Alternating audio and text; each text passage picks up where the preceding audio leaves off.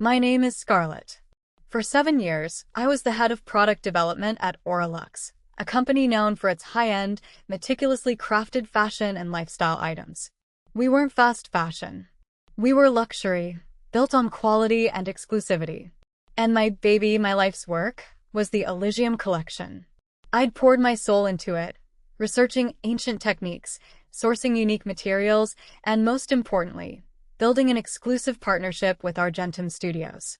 Argentum wasn't just a manufacturer. They were artisans, custodians of processes passed down through generations.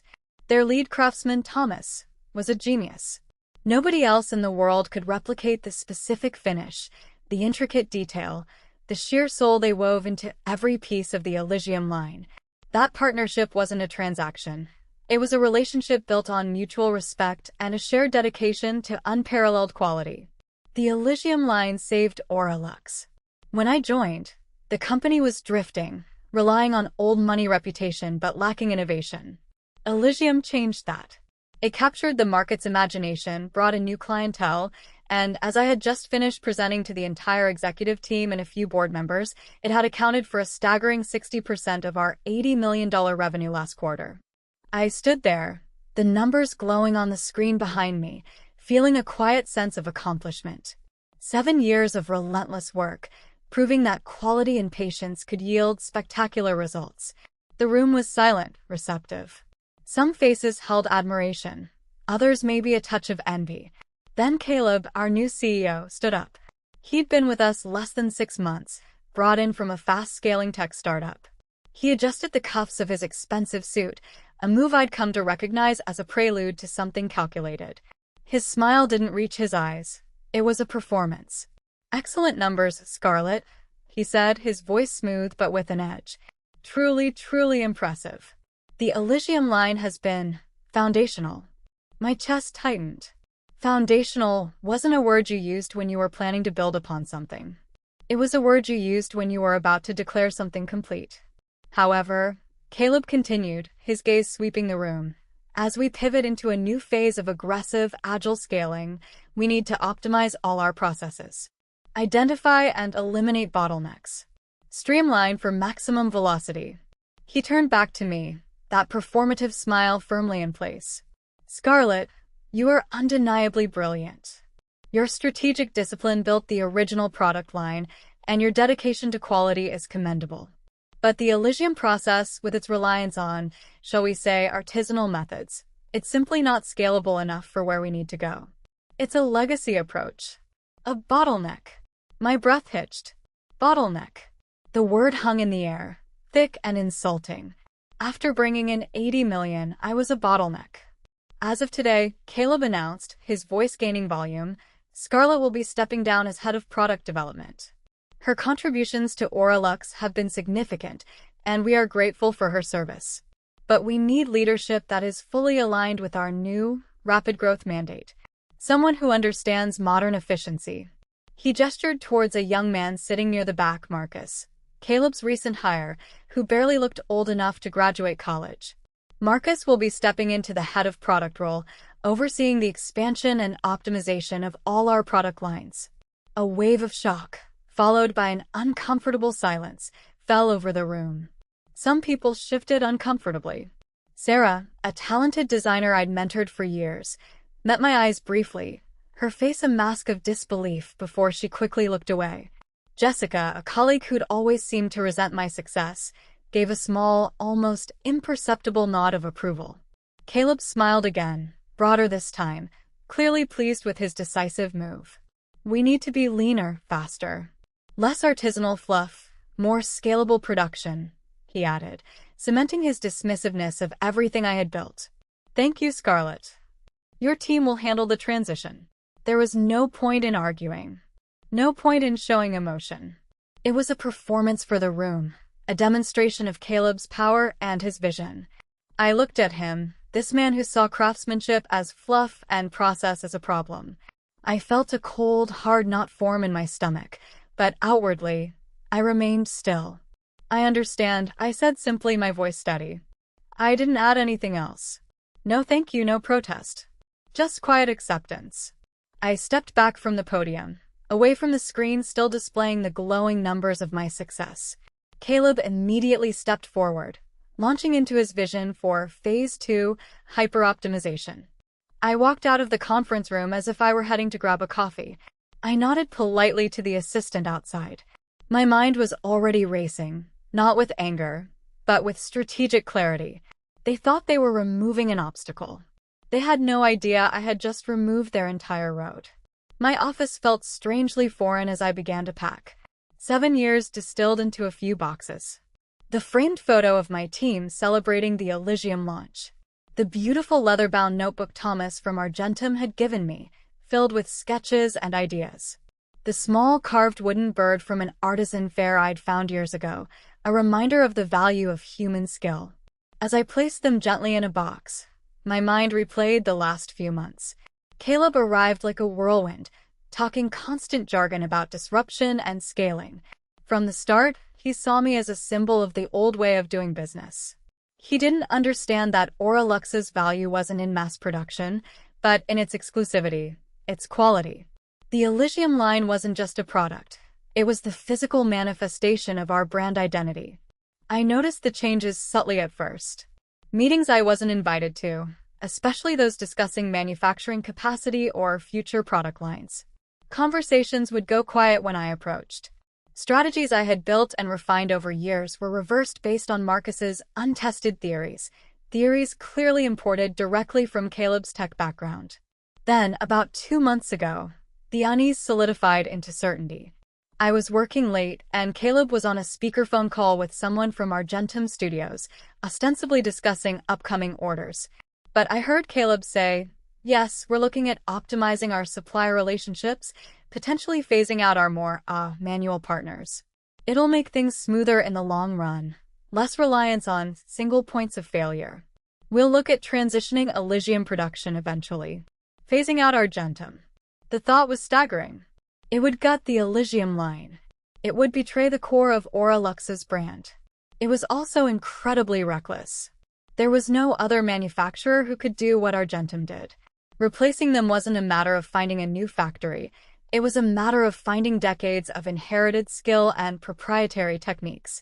It would take years, if it was even possible. But hearing Caleb talk about phasing out my most critical partner wasn't just a threat to the company. It was a direct threat to my legacy and, I suspected, a prelude to removing me. If Argentum was a single point of failure, I, who built the relationship and understood their process intimately, was an even bigger one in Caleb's eyes. They wanted to erase me, dismantle my work, and pivot to a faster, cheaper model that would inevitably destroy the brand's reputation. That night, I didn't go home immediately. I went to a quiet bar downtown and called Alex, a friend from grad school. Alex was a sharp mind, now a partner at a respected private equity firm. "Alex," I said after explaining the situation at Auralux, "I think they're about to make a monumental mistake with Argentum Studios." I laid out what I knew about Argentum, their unparalleled skill, their critical role in Elysium, and the whispers I'd heard about their recent financial pressures. Sometimes, even the most skilled artisans face liquidity issues. "They're valuable but potentially vulnerable," Alex summarized. "And Auralux, under this new guy, sounds like they're about to cut them loose." "Exactly," I said. "They see Argentum as a cost to eliminate. I see them as an irreplaceable asset that Caleb is too blind to value. And if he cuts them loose, or tries to squeeze them too hard, they might look for a buyer." We talked late into the night. The holding company I'd set up a year ago, Sovereign Holdings LLC, initially just a passive investment vehicle Alex had advised for long-term plays, suddenly had a very active, strategic purpose. "We could make an offer," Alex said, his voice sharpening with interest. "A fair offer, one that values their craftsmanship and secures their future, but puts them under our umbrella. Discreetly. Before Caleb realizes what he's walking away from." It was risky. It was audacious. But it felt like the only way to protect the legacy of Elysium and, frankly, to protect myself from being erased entirely. We moved quickly and quietly. Alex's team handled the financial and legal aspects. I handled the sensitive relationship side, talking to Thomas and the Argentum owners, assuring them we understood their value and wanted to preserve their methods, not dismantle them. The acquisition of Argentum Studios by Sovereign Holdings LLC was completed 3 weeks ago, just under the radar. So when Caleb fired me in front of everyone, when he talked about bottlenecks and artisanal fluff, I could smile. Not out of defeat, but out of a secret, potent knowledge. He was sharpening his axe to cut down a tree, completely unaware that I had just bought the entire forest. That evening, I had dinner with Sarah. She slid into the booth at our usual quiet spot, eyes wide with concern. "Scarlett, are you okay?" We were all stunned. It was brutal. Right after your presentation. I stirred my drink, managing a soft smile. "I'm okay, Sarah. It was a shock, but I saw it coming." "But why?" she pressed. "Elysium is carrying the company right now. Marcus doesn't know the first thing about luxury production. He's all about minimum viable product and iterative sprints. Caleb has a different vision," I said, choosing my words carefully. "He thinks speed is the only metric. He doesn't understand that quality is our brand." I paused. "Anything strange happening with Argentum since I left?" Sarah frowned, tapping her fingers on the table. "Yes, actually. It's weird. Marcus and procurement have been trying to finalize the Q3 orders, but the contacts aren't responding, or they're being redirected. Legal got involved today, I heard. Someone said something about unexpected changes in ownership structure and needing to go through a holding company. It's chaos. Marcus is already sweating." My smile widened, a genuine one this time. "They're starting to sniff around then. But Caleb doesn't know?" Sarah trailed off, her eyes searching mine. "Not yet," I confirmed. "He just knows there's a delay with a vendor he already wanted to replace. He still thinks he has all the power." "What are you going to do?" she asked, her voice barely a whisper. I leaned back, looking at the soft glow of the restaurant lights. "Nothing," I said. "Not right now. I already did it." Friday morning, I received the standard cold email from HR. From Camille. Subject: Transition Plan, Scarlett. Please complete the enclosed checklist before 5 p.m. We'll arrange severance. Also, Caleb requested if you'd be willing to draft a knowledge transfer document for your replacement. I almost laughed out loud. Fire me publicly, then ask me to train the guy who replaced me? Classic Caleb. I replied professionally. "Camille, I will ensure all deliverables are documented." It wasn't about being helpful. It was strategic. I would provide exactly what was requested. Precise, clean documentation of processes and contacts. But I knew what wasn't in the documents. The subtle nuances of the Argentum relationship, the unwritten understandings with Thomas, the instinct built over years that allowed me to navigate production complexities. Marcus, relying solely on the documentation, would be trying to run a Formula One car with only the owner's manual. And the key component of that car was now under my control. By 10:17 a.m., Michelle, my lawyer and partner in navigating this corporate maze, called. "They're definitely unraveling over there," she said, her voice laced with amusement. A junior procurement manager at Oralux reached out to Argentum, asking why standard contracts aren't being signed. Argentum, per our instructions, redirected them to Sovereign Holdings. Then Oralux Legal called us directly. "And you told them?" "Formally," Michelle confirmed. Cited the recent acquisition of Argentum by Sovereign Holdings LLC and informed them that all future communications regarding Argentum services will be handled by Sovereign's new client relations lead. "We didn't mention your name yet, but they know who built that relationship. It's only a matter of time before they connect the dots. They'll escalate by Monday," I predicted. Especially when Caleb realizes he can't just bully Sovereign Holdings the way he planned to bully Argentum. "They've got a dependency they didn't even realize was a single point of failure," Michelle said. "And you own it. Congratulations, Scarlett. You own their supply chain." I hung up, leaning back in my chair. I looked at the boxed items from my old office. The crafted bird. The notebook from Thomas. Symbols of the value Caleb dismissed. They used to celebrate these things. Until I became inconvenient. Sunday evening my phone buzzed. Unknown number. Voicemail. Then another buzz. Unknown number, again to Caleb Reeves. One missed call, one new voicemail. I didn't listen. Michelle had been clear. Let them sweat. Let your silence be the loudest thing in the room. Monday morning hit Aura Lux like a bolt of lightning, even though I wasn't there to witness it directly. I brewed my coffee calm and collected. At 8:02 a.m., Sarah's text came through. Chaos. Damon stormed into the 8 a.m. executive meeting.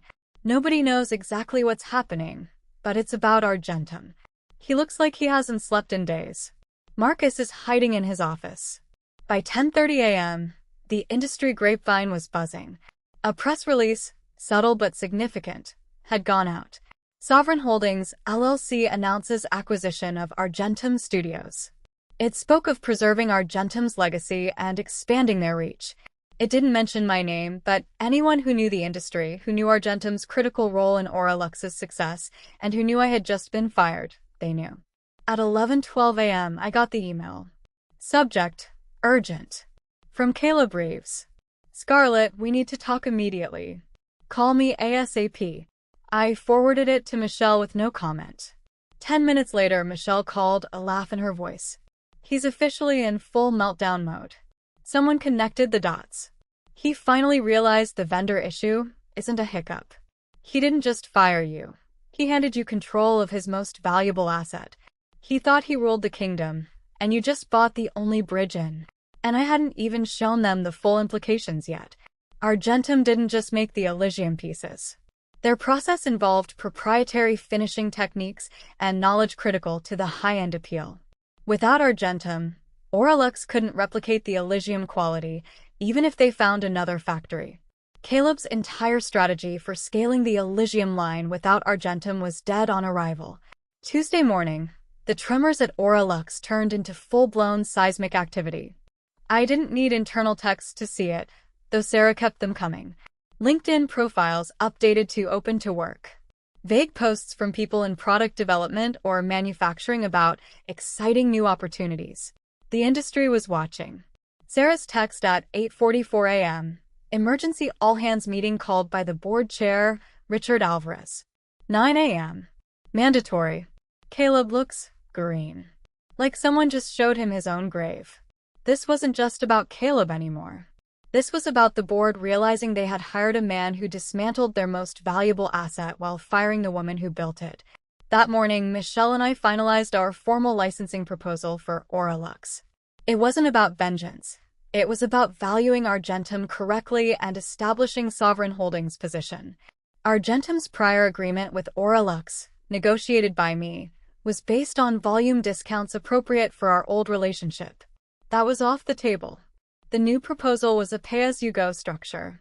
Standard high-luxury manufacturing rates, plus a premium for the exclusive techniques and the critical dependency. It included stricter payment terms and, as leverage, public acknowledgement that the Elysium line's unique craftsmanship was provided exclusively by Argentum Studios, now under Sovereign Holdings. It's firm, Michelle said, reading through the terms. No loopholes, no soft spots. It's fair, I corrected. It's the true cost of quality and exclusivity that Caleb thought he could discard. Send it before lunch. Let it settle. That afternoon, Sarah texted, Olivia. The engineers know. Someone saw the Sovereign Holdings filing documents. You bought Argentum? It's flying through Slack. Caleb is in locked-door meetings with legal and finance. He looks like he's going to explode. A few minutes later, P.S. 2 directors just asked me if you're hiring. I smiled. I considered replying, maybe a simple, always looking for talent. But I didn't. Let the uncertainty work. Meanwhile, Michelle received a formal response from Aura Lux's legal department. They acknowledged the proposal but wanted to discuss potential alternative licensing terms. Translation: they couldn't afford it and were hoping I'd blink. I didn't blink. Michelle sent back a brief, polite note. As outlined, the terms are non-negotiable unless accompanied by a substantial equity stake in Aura Lux for Sovereign Holdings or a public acquisition offer for Argentum at fair market value. We understand if Aura Lux prefers to seek other vendors. There were no other vendors. Not for what Argentum did. Replicating that capability would take years, if ever. Aura Lux was trapped. That evening, I walked through the new office space for Sovereign Holdings operations team, located within the revitalized Argentum Studios building. The air hummed with a different energy, creative, focused, collaborative. Thomas showed me the upgrades we were making, preserving the old, beautiful machinery while integrating modern workflow. For the first time in a long time, I felt a profound sense of belonging. This wasn't inheriting someone else's structure. This was building something new, on my terms, centered on the values I believed in.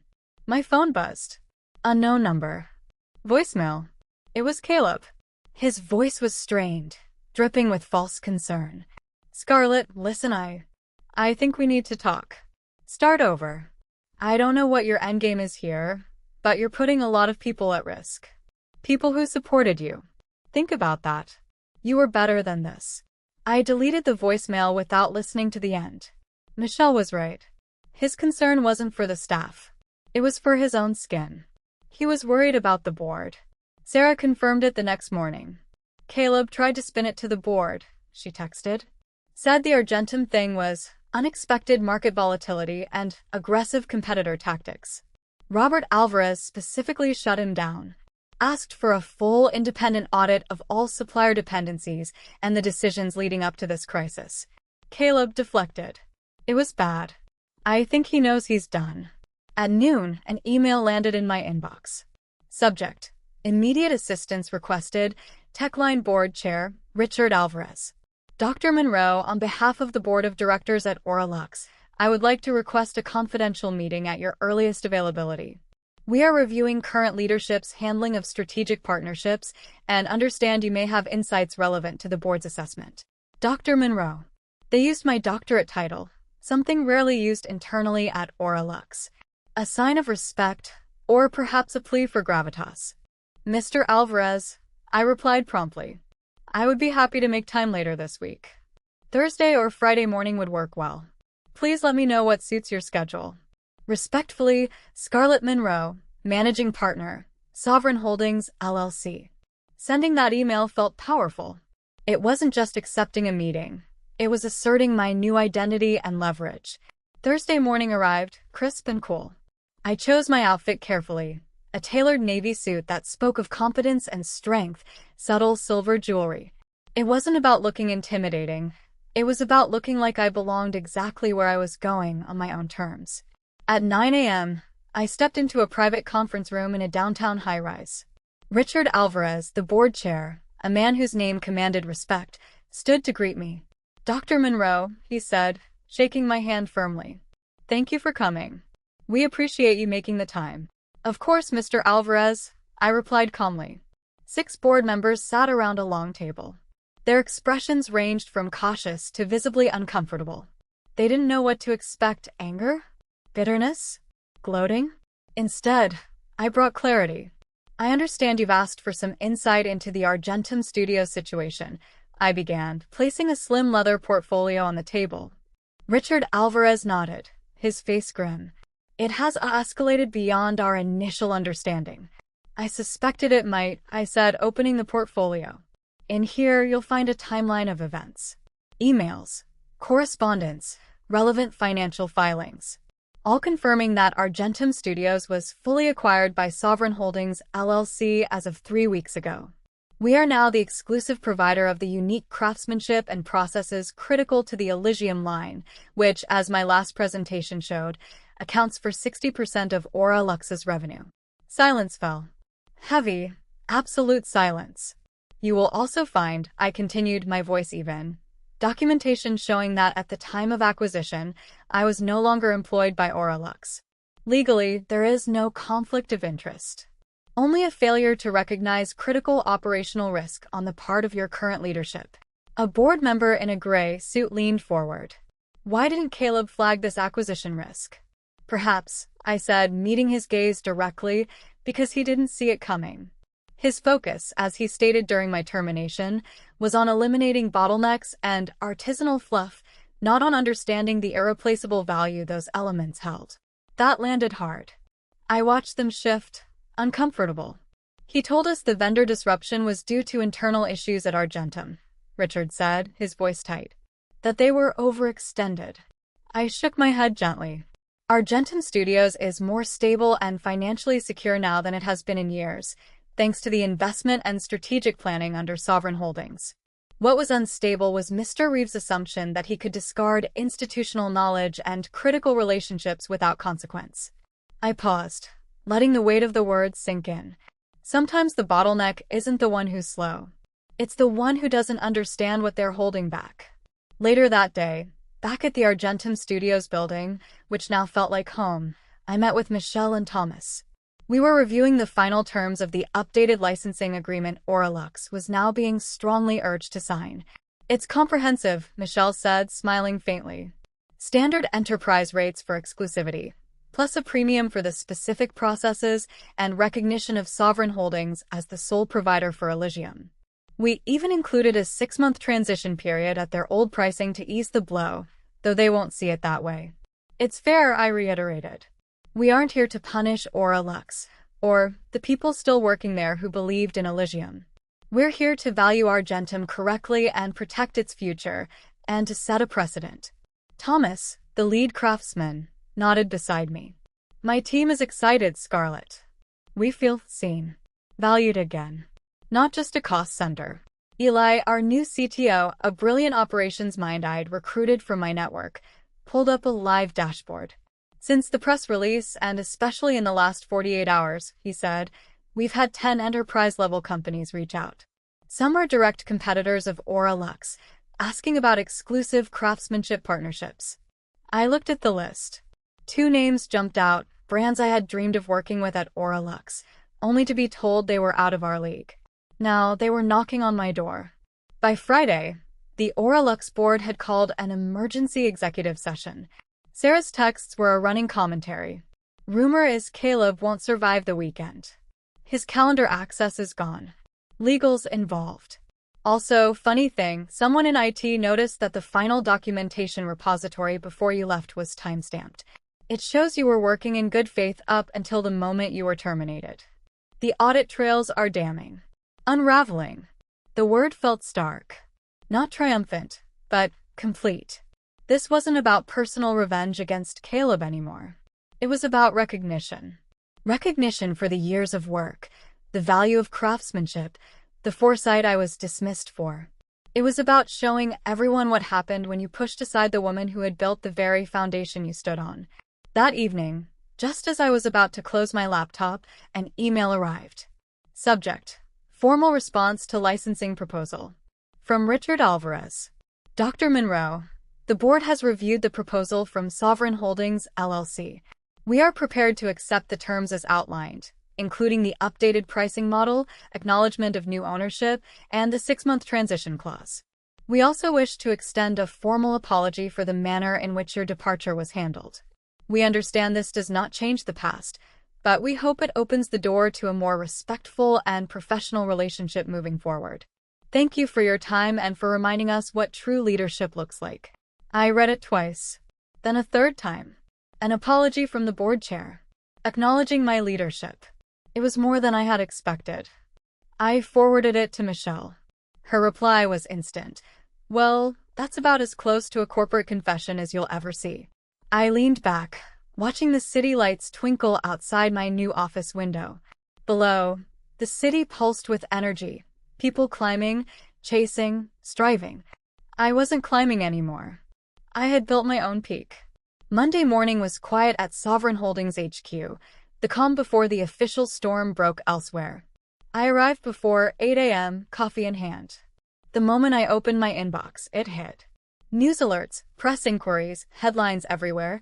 CEO ousted in Auralux shakeup. Board removes Caleb Reeves amidst vendor crisis. Strategic mismanagement leads to supply chain collapse. I clicked on an article. It quoted a source close to the board, stating that Caleb's failure to assess critical supplier risks, combined with the abrupt loss of control over Argentum Studios, had caused irreversible operational damage and jeopardized the flagship Elysium line. He was out, effective immediately. Sarah confirmed it within the hour. It's real. Caleb was escorted out at 7 a.m., cleared his desk, didn't say a word to anyone. Richard Donovan is the interim CEO, total cleanup guy. They're already talking about rebranding anything Caleb touched, calling the new strategy the Ghost Project internally. She sent a gif of a mic drop. Even amidst the chaos, I didn't feel triumphant or vengeful. I felt steady, resolved. Caleb's fall was inevitable once he chose ego over substance. What mattered was what came next. At 11 a.m., I walked into our main studio space at Argentum/Sovereign. Thomas and his team were working, the familiar sounds of careful craftsmanship filling the air. Eli was setting up for a team debrief. Eli pulled me aside before we started. "Scarlett, you're not going to believe this. Auralux sent over the final draft of the public licensing agreement. They actually included your name." I blinked. "You're kidding." "Not even a little," he grinned. Under the section detailing the licensed processes, it says, "Technology and craftsmanship developed by Scarlett Monroe, licensed exclusively through Sovereign Holdings, LLC." Front and center. Legal must have forced it, or maybe Alvarez insisted. But it's there. In writing. I stared at the document on Eli's screen. Seeing my name, official, public, undeniable validation of years of work that had been dismissed. It was like taking a full breath for the first time after months underwater. "They've never said it before," I whispered. "Not once. Not when I built the system. Not when it launched. Not even after Elysium brought in millions." "Well," Eli said softly, "they're saying it now. Loud and clear." By Tuesday, we held a strategy session focused on new business. Eli presented the inquiries. 12 former Auralux clients had reached out, wanting to understand how Argentum could work for them under Sovereign Holdings. 3 of them were brands Auralux had considered untouchable, accounts I'd been told not to even bother pitching. They weren't knocking because of a flashy deck or clever marketing. They were knocking because they saw what I had always known. The value wasn't in the brand name slapped on the product. It was in the work, the craftsmanship, the skill that made it unique. It was in the reliability of a partner now under strategic, capable leadership. That afternoon, I received a call from a number I didn't recognize. "Scarlett?" "It's Isla Grant." Isla had been one of the few other senior women at Auralux in my early years, smart, ethical, and eventually edged out herself during a previous round of optimization. "Isla," I said, genuinely pleased to hear her voice. "Scarlett, I've been watching this unfold," she said, her voice filled with emotion. "You have no idea what this has done for so many of us, especially women over 40 who've been told we're past our prime or too cautious. You didn't just survive. You didn't just win. You proved that you can fight back without becoming a villain. That strategic thinking and quiet strength can dismantle ego and recklessness. It's powerful, Scarlett. It's truly powerful." Her words stayed with me long after we hung up. This wasn't just about a corporate battle or personal vindication. It was about a message. You can be underestimated, pushed aside, and dismissed, and still rewrite the ending on your own terms. You can fight back with integrity and win. By Wednesday, Auralux issued a formal company-wide announcement about the agreement with Sovereign Holdings. Buried at the bottom was that quiet line, acknowledging my role. It was enough. Meanwhile, our marketing team at Sovereign was finalizing the materials for a keynote I'd been invited to deliver next month at a major industry forum. The title was approved. "When they say you're replaceable and you build something irreplaceable." That evening, returning home, I found a small, unsealed envelope tucked into my mailbox. No return address. Inside was a handwritten note on simple cardstock. It wasn't from Caleb or the board. It was from Thomas. "Scarlett," it read in his slightly shaky script. "We are crafting the first new pieces for the Elysium line under Sovereign. The work feels right again. Thank you." I held the card, a simple, profound message of renewed purpose. This wasn't just a business transaction. It was restoring value to skill, protecting a legacy of craftsmanship, and proving that true worth, unlike perceived bottlenecks, could never truly be replaced. I wasn't just Scarlett Monroe, former head of product. I was Scarlett Monroe, managing partner. And I was just getting started.